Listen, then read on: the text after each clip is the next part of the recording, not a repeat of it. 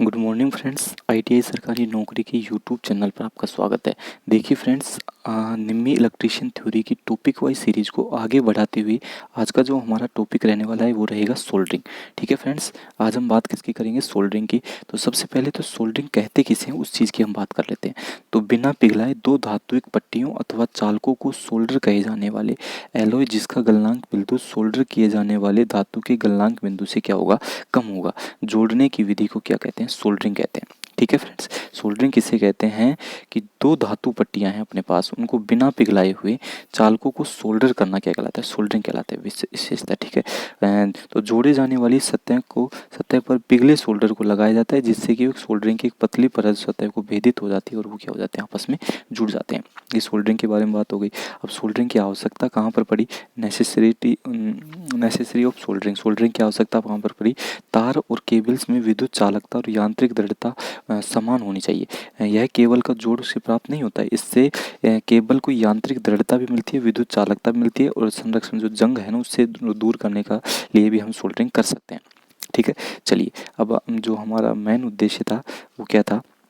ये था कि ये जो सोल्डरिंग आ गई तो सोल्डरिंग में शीशा और टिन का अनुपात मिलाया जाता है। वेरी वेरी इंपॉर्टेंट क्वेश्चन है डियर फ्रेंड्स। अभी जो एनवीएस नवोदय विद्यालय का जो पेपर हुआ था आपका 8 मार्च का, उसमें यहाँ से क्वेश्चंस पूछा गया था। मैं फिर आपको बोल रहा हूँ, कंप्लीटली पेपर आपका निम्मी इलेक्ट्रीशियन थ्योरी बुक में से पूछा गया था।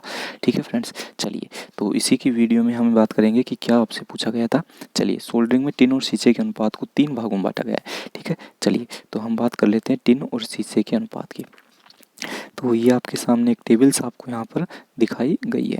डन, चलिए तो फर्स्ट आ गया प्लम्बिंग के लिए किसका यूज करेंगे? प्लम्बिंग के लिए आप 50% टिन होगा, 50% शीशा होगा। ये मिश्र धातु का बनाया जाता है। जो सोल्डरिंग होती है ना वो मिश्र धातु की बनाई जाती है। 50% टिन, 50% शीशा और इसका जो टेम्परेचर होगा 212 डिग्री सेल्सियस होगा और ये परिष्कृत सोल्डरिंग के लिए यूज किया जा सकता है। ठीक है, प्लम्बिंग में यदि आपसे पूछ लिया जाए, एग्जाम डायरेक्ट आपसे सवाल पूछेगा कि प्लम्बिंग के लिए किस प्रकार के सोल्डरिंग मिश्रण का यूज किया जाता है, तो आप लोगों को बताना है 50% टिन, 50% शीशा। यदि आपसे टेम्परेचर पूछ लिया जाए तो 212 डिग्री सेंटीग्रेड आपको बताना है। चलिए, सेकंड आपको दिया गया है कि विद्युत कर्मी सोल्डर के लिए, तो यही क्वेश्चन आपसे पूछा गया था। एक सामान्यतः इलेक्ट्रीशियन जो होता है, सामान्य इलेक्ट्रीशियन वो किस प्रकार के सोल्डर का यूज करता है? तो 40% शीशा और 60% टिन का यूज करता है। 60% तो क्या हो गया? टिन हो गया, 40% क्या हो गया? शीशा का यूज करता है और 185 डिग्री सेंटीग्रेड में इसका तापमान होता है, या फिर फ़ारेनहाइट में बात करूँ 365 डिग्री फ़ारेनहाइट होता है।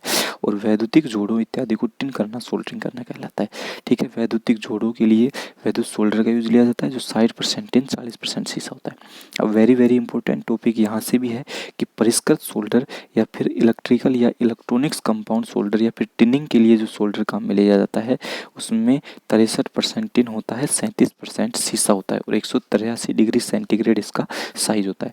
जो सामान्य वैद्युतिक कार्य क्षेत्रों में लिया जाता है उसका 185 डिग्री सेंटीग्रेड होता है और इलेक्ट्रॉनिक्स के लिए 183 डिग्री जो सोल्डरिंग्स होता है। ठीक है, ये यहाँ से आपको याद रखना था।